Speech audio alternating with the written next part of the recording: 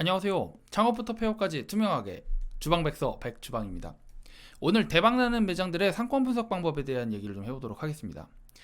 사실 대박나는 매장의 상권 분석 방법은 정확한 용어는 아니고요. 상권 분석은 이런 거죠. 망할 확률을 낮춰주는 상권 분석 방법. 그러니까 상권 분석을 왜 하냐? 내가 대박 날라 그런 게 아니라 오래 살아남기 위해서 하는 거예요. 그게 현실적인 겁니다. 자, 그러면 망할 확률을 어떻게 낮춰주냐?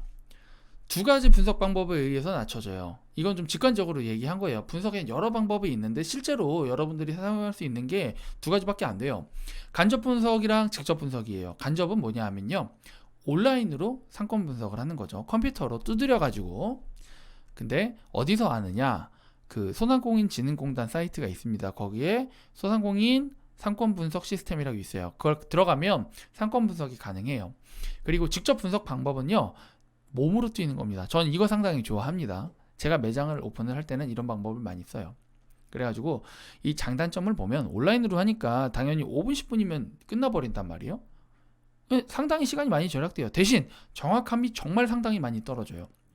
반대로 직접 분석을 하게 되면 정확합니다. 하지만 여러분이 간과하지 말아야 할 게 뭐가 있냐면, 시간을 많이 투자할수록 정확하다는 겁니다. 정말 시간을 많이 투자할수록 정확해지는 거예요. 자, 여러분 상권 분석을 그럼 직접 하러 가면 어떻게 하냐? 주위에 매장들을 둘러봐요. 둘러보시는 걸로 끝나시면 안 돼요. 매장에 방문을 해서 소비를 해보고 가격대를 파악을 하시고 손님을 파악하시고 여러 가지를 파악할 수가 있습니다. 매장에 들어가면 뭘 볼 수 있느냐? 첫 번째, 어떤 손님들이 있느냐, 어떤 직업군이 있느냐, 어떤 나이가 있느냐, 그 다음에 성비가 어떻게 되느냐, 이런 게 다 있습니다. 하지만 이게 정확하진 않아요. 왜 그러냐 하면요, 예를 들어서 저런 설빙, 팥빙수집, 디저트집 같은 경우는 연인이 많이 오거나 여자들이 많이 오지 남자들이 많이 가지는 않을 수도 있어요. 그렇기 때문에 저런 데만 둘러보고 여기는 여자들이 많은 상권이네 라고 파악을 하시면 안 된다는 거죠. 그렇죠? 그래서 다양한 매장들, 내가 경쟁사 혹은 내 아이템을 보완할 수 있는 아이템들이 있어요. 예를 들어서 내가 삼겹살집을 하면 삼겹살을 먹고 2차를 또 갈 거 아닙니까? 그러면 그 2차 집이 나를 보완하는 거예요. 그럼 2차 집들이 많고 내가 1차 집이야. 근데 1차 집 상권은 많이 없어, 상권에. 그럼 1차 집을 차리는 게 맞겠죠. 그런 식으로 분석을 하는 거예요. 그래서 매장 방문을 하는 게 방법이 하나가 있고요. 또 하나는 취업을 하는 방법입니다. 이거는 굉장히 정확할 수 있어요. 뭐냐면요, 자, 어떤 상권에 가서 공실이 딱 났어요. 그럼 내가 이 가게를 얻어야지라고 생각을 하는 순간 여러분들은 모든 이제 그 주위에 있는 상권을 파악하시면서 또 뭘 해야 되냐면요, 잘 되는 가게, 안 되는 가게를 선택을 하셔야 돼요. 내가 예를 들어서 돈가스 집을 하고 싶어. 근데 주위에 잘 되는 돈가스 가게도 있고 안 되는 돈가스 가게도 있잖아요. 그럼 두 군데를 다 가봐야 되는 거예요. 그래서 거기에 두 군데에서 다 취업을 한번 해봐서 일을 해보는 거예요. 생각보다는 매력적이지 않은 상권일 수 있구나. 생각보다 괜찮은 상권일 수도 있구나 라는 것이 거기서 파악이 된다는 거죠. 그렇기 때문에 여러분이 조금 더 합리적인 의사결정을 하기 위해서는 매장을 방문하는 게 상당히 중요하다는 겁니다. 그리고 일하는 거 너무너무 추천드립니다. 자, 일단 여러분 상권 분석 시스템을 돌려가지고 보면 어떤 자료가 나오느냐, 이런 것들이 나와요. 이런 것들이. 자, 보시면 여기부터 보면 해당 상권에 대해서 반경 500m 혹은 1km 정도를 이제 둘러치기를 할 수가 있어요. 여러분이 원하는 상권은 이제 다 선택해가지고 분석을 할 수가 있습니다. 상당히 좋은 시스템이에요. 유용해요. 그러면 여기에 뭐가 나오냐? 이 상권은 어느 정도 등급이다. 위험군이다, 저위험군이다. 뭐 이런 게 나오고요. 그리고 나머지 분석들도 해줍니다. 너무너무 편하고 뭔가 있어 보이죠. 그죠? 그리고 이렇게 그 근처에 주거소득이라던가 직장인 소득이 나와요. 그러면 이걸 가지고 뭘 할 수 있느냐? 해당 상권의 가격 책정을 할 수가 있습니다. 그런데 말입니다. 제일 중요한 거, 여러분 꼭 이걸 해야 될까요? 이거 사실은 하등 소용이 없어요. 여러분, 자, 이미 이 소득이 관계가 별로 없는 게 상권이 형성이 돼 있잖아요. 그럼 거기에 있는 경쟁사 가격이 돈가스를 예를 들어서 10,000원에 파는 데가 있고 9,000원에 파는 데가 있고 5,000원에 파는 데가 있어요.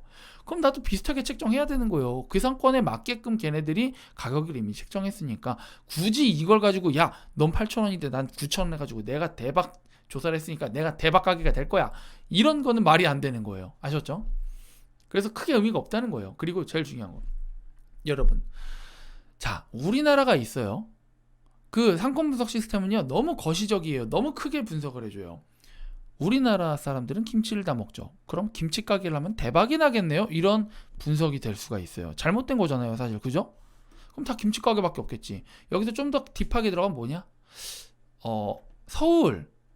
서울시에서 상권 분석 전체를 했을 때, 서울에서는 어떤 메뉴가 잘 나간다가 딱 파악이 될 수 있겠죠. 근데 그걸 가지고 내가 그 가게를 차리면 또 어때요? 망하겠죠.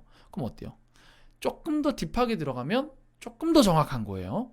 이 상권 라인에서 뭐가 잘 된다. 이 상권에서 뭐가 잘 된다. 그죠?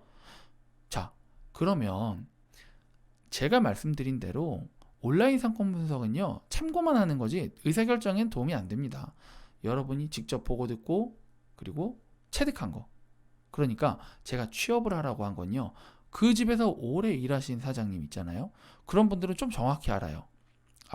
언제 손님이 많이 오고 어떤 때 손님이 안 온다. 그럼 그걸 가지고 여러분들은 첫 번째, 손님이 안 오는 날, 빨간 날 말고도 있네. 영업일수를 파악을 할 수가 있고요.